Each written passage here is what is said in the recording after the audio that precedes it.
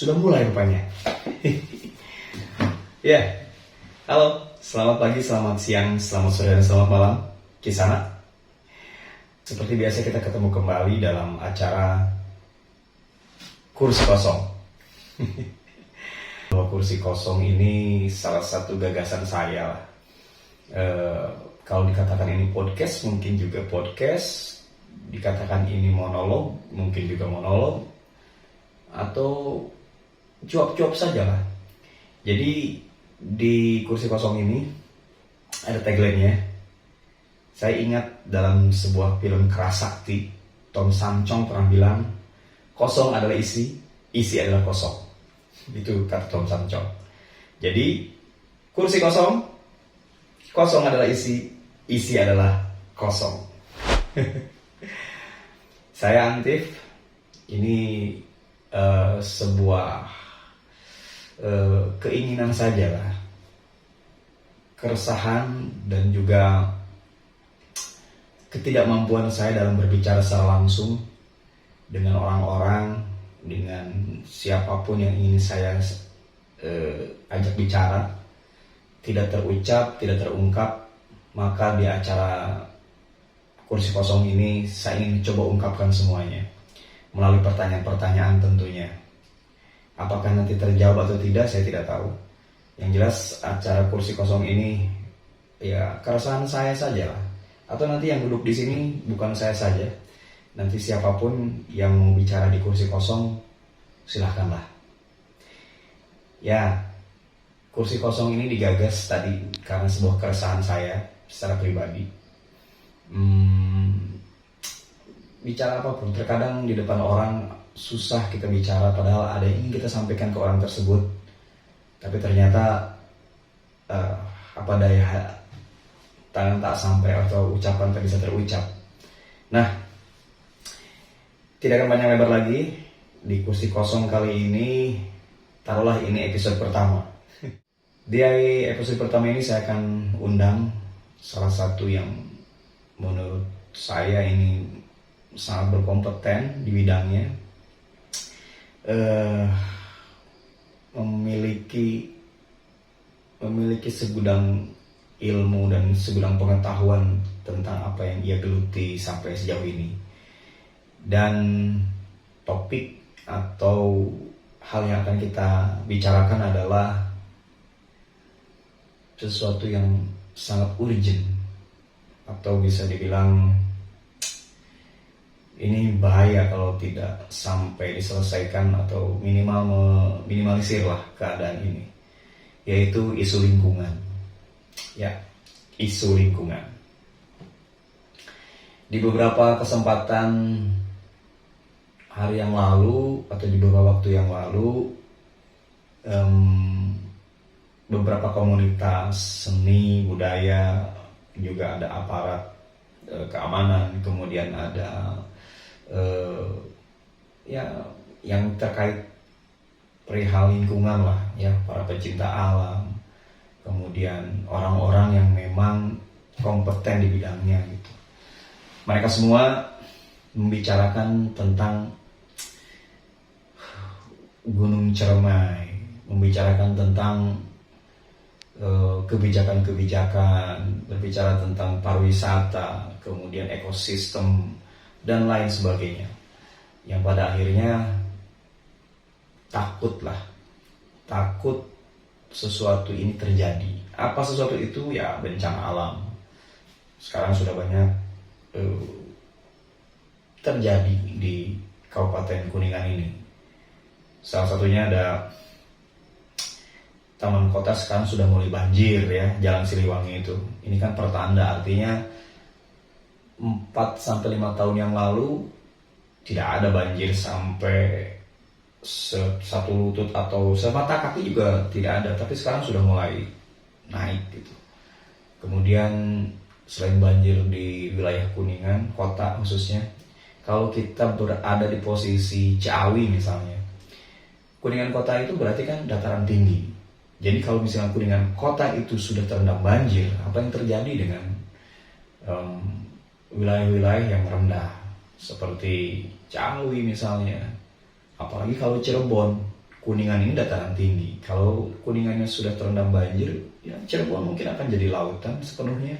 Indramayu akan jadi lautan dalam, jadi samudra atau ya, benua atau apapun lah. Ya ini kan menjadi sebuah PR besar buat kita semua, bukan hanya untuk pencinta alam mungkin, bukan hanya untuk orang-orang yang memang khusus di bidangnya.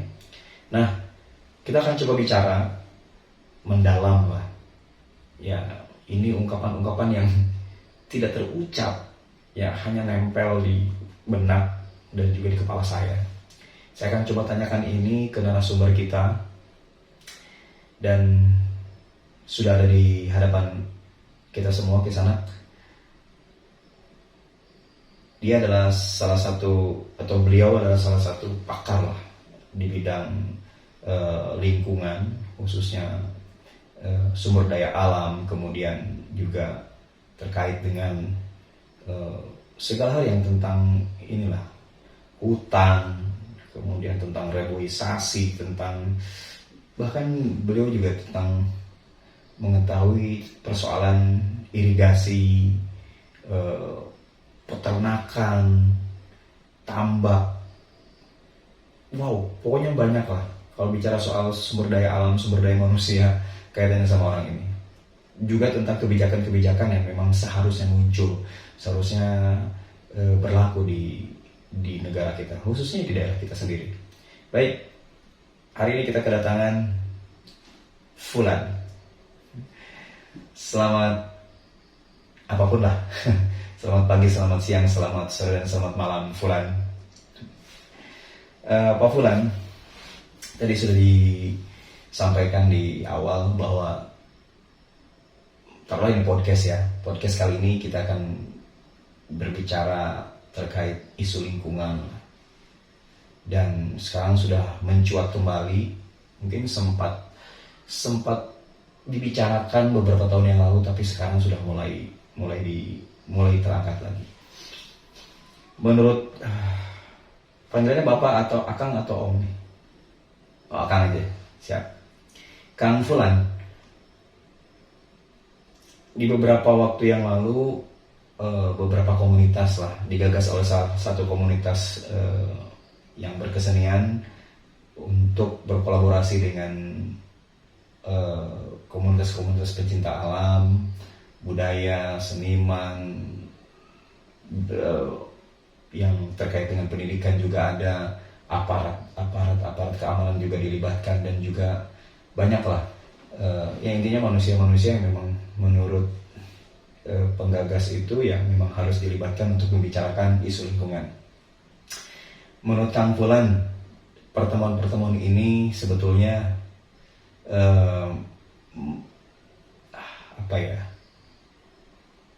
baik atau tidak sih sebetulnya, atau berdampaknya akan seperti apa terhadap tanah air kita ini, khususnya di Kabupaten Kuningan?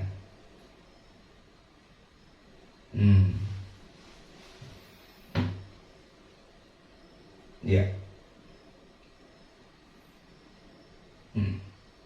Oh iya, kemarin itu ikut hadir juga kan? Oh, iya, saya sambil ngopi di depan, Anda di dalam.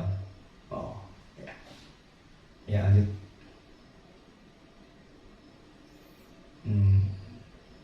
Ya kalau menurut saya sih, ya baik lah, karena ini kan isu lingkungan ini bukan hanya anak-anak pencinta alam atau komunitas-komunitas yang pencinta alam, tapi memang ya gunung ini kan, khususnya Gunung Ciremai, kita bicara tentang Gunung Ciremai ya. Gunung Ciremai ini kan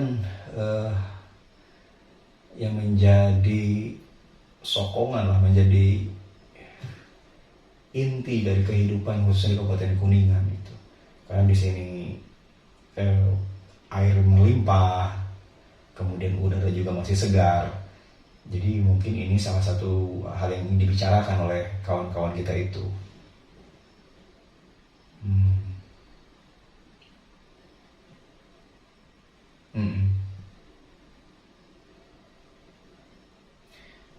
Ya, ya,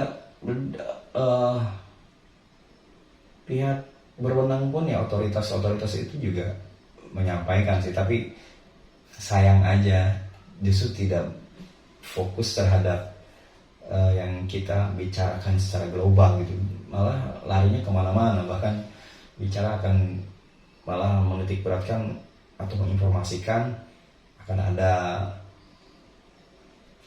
jalan yang indah katanya membelah bukit. Kata-kata indah di sini kan seperti apa gitu ya? Ya kalau indah itu kan dari pemandangan, tapi kalau misalnya baiklah pemandangannya indah, tapi kalau beberapa lahan dihancurin, bukit-bukit dihancurin, kemudian menjadi sebuah jalan layang atau jalan apapun itu, saya kira bukan sebuah keindahan, itu mungkin akan berdampak kehancuran gitu. Nah menurut Kang Fulan terkait itu dari kebijakan-kebijakan pemerintah yang harus dikemas sedemikian rupa terkait isu lingkungan ini bagaimana?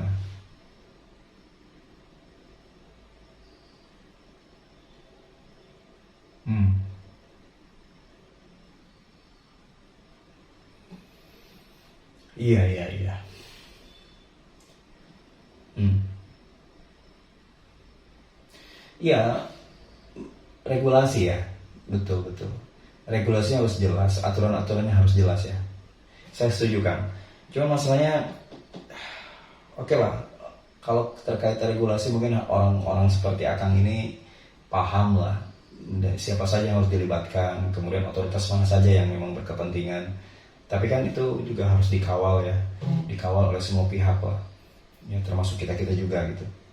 Nah kan pertanyaan selanjutnya kan, ketika seniman dilibatkan untuk apa namanya ya, eh, mengilustrasikan keadaan lingkungan kita khususnya di Kabupaten Kuningan, apa itu isu tentang gunung yang akan diambil alih oleh pihak luar, ataupun misalnya sumber atau mata air yang sudah mulai berkurang, kemudian bertumbuhnya bangunan-bangunan di wilayah bukan hanya di kaki Gunung Ciremai lagi, bahkan udah masuk ke tubuh Gunung Ciremai gitu, karena banyak bangunan dari wilayah Cisantal ke atas kan sudah mulai banyak bangunan nih. Menurut Akang nih, dari Akang kan juga sebagai praktisi ataupun sebagai yang terlibat lah tentang bagaimana melestarikan, bagaimana menjaga ekosistem, menjaga kedaulatan Gunung Ciremai itu sendiri, kan Akang lebih paham lah karena Akang juga terlibat di komunitas pencinta alam. Nah, sudut pandang Akang dari aktivis lingkungan kepada kami sebagai, terulah saya mewakili teman-teman yang berkesenian gitu ya. Kami ini harus bagaimana biar sama-sama menyuarakan tentang isu lingkungan ini, berkarya yang misalnya seni rupa dengan karya rupanya, musik dengan musiknya begitu ya. Ya, teater juga ya, betul.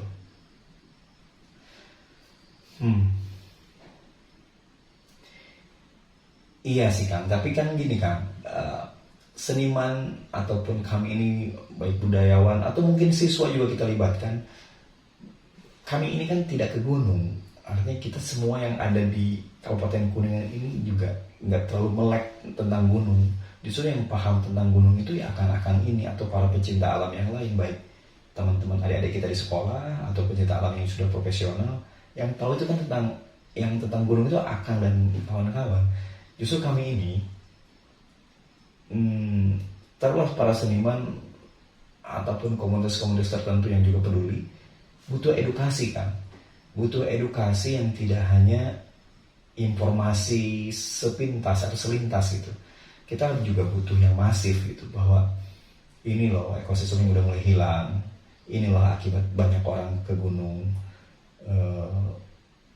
inilah kenapa orang Kuningan malah banyak beli air dibandingkan, sementara kita katanya kaya dengan dengan sumber air dan sumber alam lainnya, tapi kita malah ya itu nih, kita juga terasa ngontrak di tanah kita sendiri atau di rumah kita sendiri gitu kan. Jadi kami ini butuh edukasi dari Akang dan juga dari teman-teman pecinta alam ya, terkait apa krisis apa, darurat apa kita ini gitu. Kalau hanya dilemparkan ke orang-orang kesenian, kami ini tidak paham medan di Gunung Ciremai seperti apa, aturan-aturannya kalau ke sana seperti apa. Kalaupun kita diberikan ruang dan waktu untuk ke sana,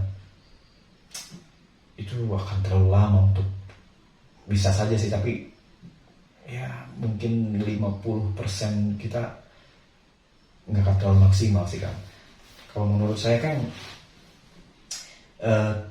ya edukasi lah dari teman-teman pencinta alam dan pihak-pihak yang terkait bicara tentang krisis itu, sehingga kami mampu berimajinasi, kami memahami, sehingga karya itu muncul gitu. Ya apalagi edukasi ini tidak hanya ke kami, ke generasi-generasi penerus kita, misalnya ke sekolah, bahkan mungkin jadikan kurikulum juga. Kalau dengar-dengar sih kan katanya ada kurikulum Ciremai ya kan, itu bagaimana kan? Hmm. Hmm.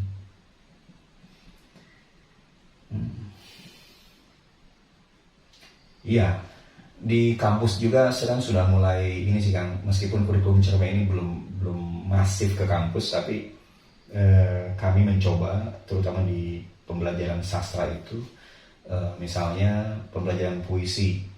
Puisi ini juga bertemakannya coba angkat isu-isu lingkungan gitu, karena ya sangat terasa sih. Kuningan itu 2009 itu jam 10, jam 8 itu masih berkabut kan dulu ya, dan enak sejuk sekali. Tapi sekarang makin makin hari makin berganti tahun, panasnya luar biasa. Di daerah puncak aja udah banyak rumah yang menggunakan AC kan. Mm-mm. Iya, tapi bisa nggak sih kan, misalnya kita membuat sebuah program, ya udah satu program lagi, program yang itu aja udah belum selesai kan ya. Ya setidaknya sebelum program besar itu diwujudkan oleh orang-orang yang bersangkutan, misalnya kalau kita masuk ke wilayah RT atau mungkin di sekolah lah, setiap siswa misalnya membawa satu biji pohon besar lah, biji ya, jangan tunas tapi biji, biar mereka tahu bagaimana tumbuh dari biji, kemudian mungkin menjadi tunas atau menjadi apa, sehingga jadi pohon gitu. Untuk apa ya? Ya minimal ada tindakan lah, ada tindakan yang jelas, yang tidak hanya wacana tuh Kang.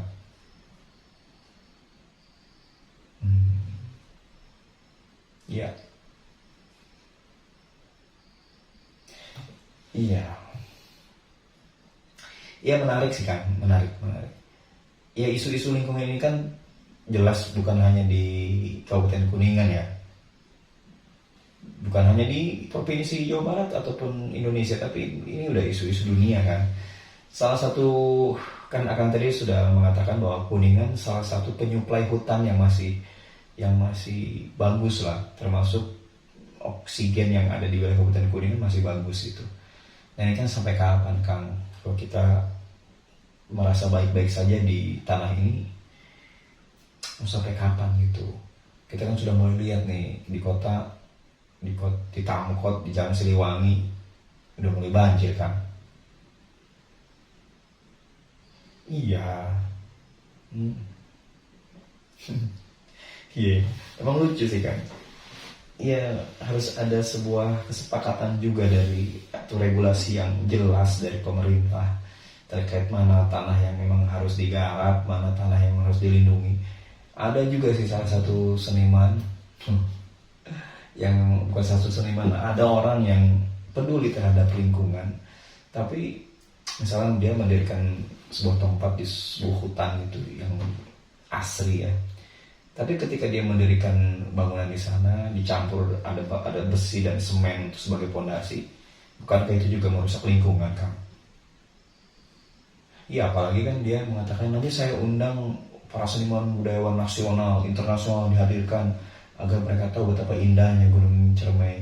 Ya, bukankah itu memberikan peluang bagi orang untuk mengekspos secara keseluruhan Gunung Ciremai, bahkan mereka akan tinggal juga mungkin di sana bertetangga dengan orang tersebut.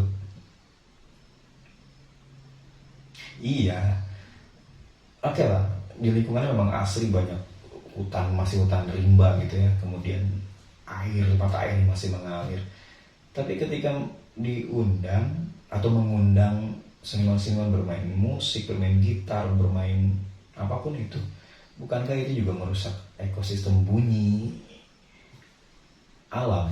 Yang tadinya ada suara burung, yang tadinya ada suara jangkrik mungkin, malah hilang oleh petikan-petikan gitar, tabuhan-tabuhan drum, petikan-petikan kecapi, bunyi seruling. Mungkin bagi kita kedengarannya indah, tapi bukan itu juga merusak suasana, merusak suara-suara di sana. Udah nggak alami lagi kan? Apalagi di sana kan tidak ada listrik, kemudian dipaksakan ada genset misalnya, ada kabel-kabel listrik kemudian menyala. Itu kan justru ya itu akan paham kan? Iya, jadi kalau kita mengideal bahwa tidak boleh ada bangunan, tidak boleh ada orang-orang, ya jangan diundang lah, jangan diundang orang-orang tersebut. Ya kan ada kawan-kawan dari pencinta alam bilang, ya udah puasa 1 hari tidak menginjakan kaki ke Gunung Ciremai. Karena menurut data, ini menurut kawan-kawan yang kemarin kumpul, bahwa 1 hari itu ada 500 pasang kaki menuju Gunung Ciremai. Dan itu bukan hanya dari kita saja, ada yang dari Cirebon, ada yang dari masuknya ya, ada yang dari Majalengka juga gitu kan. Nah, iya, jadi kalau kita mau idealnya harus jelas tuh kan. Iya. Intinya ya kita juga pengen banyak edukasi lah dari teman-teman pecinta alam. Karena saya juga pernah ngobrol dengan kawan-kawan Mapala atau pecinta alam di kampus itu ya. Ketika kalian ke gunung, kalian ngapain aja sih? Kita mengadakan pelatihan Pak, gini. Oh gitu. Kalian mencoba bertahan hidup di sana? Ya enggak, kita lebih ke bagaimana mengenal lingkungan, bagaimana mencintai alam, gitu. Tapi mereka meninggalkan sampah di sana. Ya bekas makanan. Kan ada yang bilang juga tuh teman-teman kemarin tuh, ternyata sampah itu bukan hanya sampah plastik, termasuk sampah makanan yang ditinggalkan oleh kawan-kawan pecinta alam.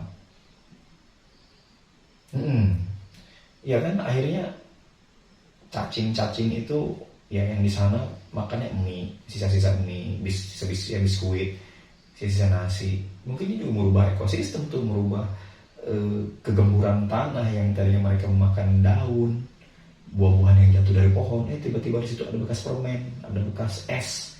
Ya mau nggak mau mungkin mereka makan itu. Ada teman saya pernah bilang, ini joke ya, sesangar-sangarnya harimau, dia tidak akan pernah makan mie ayam. Tapi kan sekarang bisa makan mie ayam dong. Itu tadi, ya mungkin ada sisa makanan, sementara dia sebagai predator tidak ada makanan yang bisa dimakan. Jadi makan mie ayam deh, hasil sisa para pendaki itu.